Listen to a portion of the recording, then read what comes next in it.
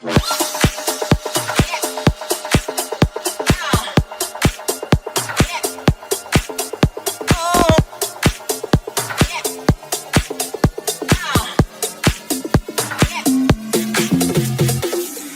friends, this is Sohil Nikam here. You're watching the TechShout channel on YouTube, and look how large this smartphone is. It's one of the largest phones available out there thanks to its 6.4-inch display. Now, by all means, it's not meant for everyone. It's just a massive version of the Xiaomi Redmi Note 3, which is meant for those who are not satisfied by its display size.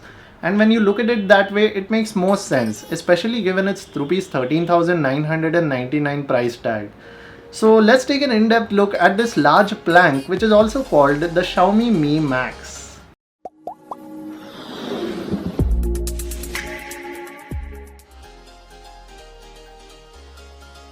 When you make a phone as large as this one, making it sturdy should be right up your priority list. To a good extent, Xiaomi seems to have understood this. It has given the Mi Max a tough metal frame to prevent it from getting bent inside your pockets, which is very likely to happen with phones, as we've famously seen with the iPhone 6 Plus. Another reassuring design choice is the 2.5D Gorilla Glass 3, which teams up with the metal frame and the 3-piece metal back surface to make it a strong enough device to survive the daily wear and tear.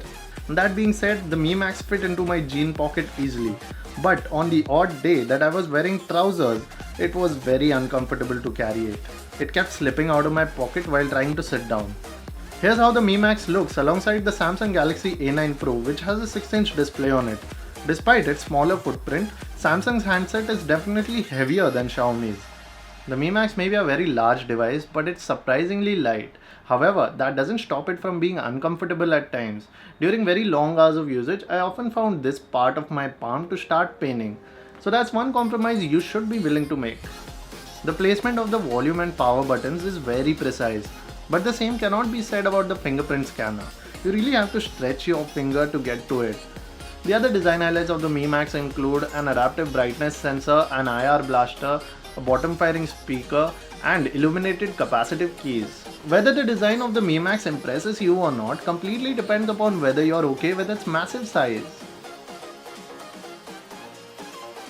1080p resolution on a 6.4-inch display sounds a bit inadequate, but the price of the Mi Max would have gone way up had Xiaomi given it a Quad HD panel.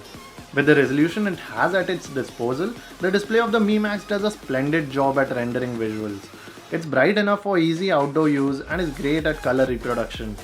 This IPS LCD sports very tiny bezels. However, the black border surrounding it sort of ends up spoiling its looks a bit. The bottom firing speakers on the Mi Max are considerably loud, and they are also admirable in terms of sound quality. Their only drawback is that you start getting slightly distorted sound when on full volume. The Xiaomi phone rocks MIUI 8, which is undoubtedly based on Android Marshmallow. The overall appearance of this ROM hasn't changed much over previous versions, but there are a number of new features to take advantage of. These include traits like second space, which enables you to create a dual desktop like secondary station. And there's also the dual apps feature, which allows you to use 2 accounts on one app. Another useful attribute, especially for Mi Max users, is the one-handed mode.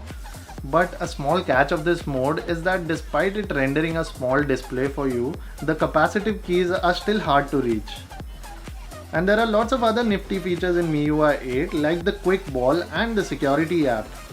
And then there are several customization options which are also present, apart from the themes app of course. Something that is still missing is one of Android Marshmallow's flagship features, Google Now on Tap. We still don't know why none of the Xiaomi devices have it. The Redmi Note 3's 16MP main camera has been transferred to the Mi Max, with the only difference being the 4K video support which is present on the latter. The images are well colored and somewhat sharp, but they lack detailing.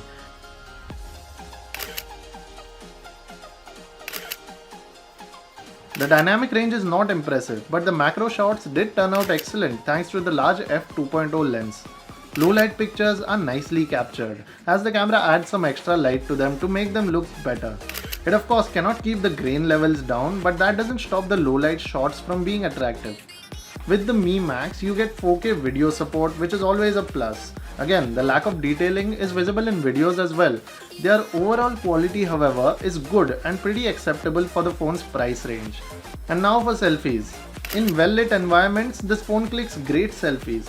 They are sharp and well colored, but in low light, the sharpness is gone and you get very soft front camera pictures. The camera app hasn't changed from recent Xiaomi devices. You get the regular list of filters and modes. A manual mode is indeed present if you are interested in that. Plus, time-lapse and slow-motion video modes can be accessed as well. The model we have here features 3GB of RAM and a hexa-core Snapdragon 650 processor.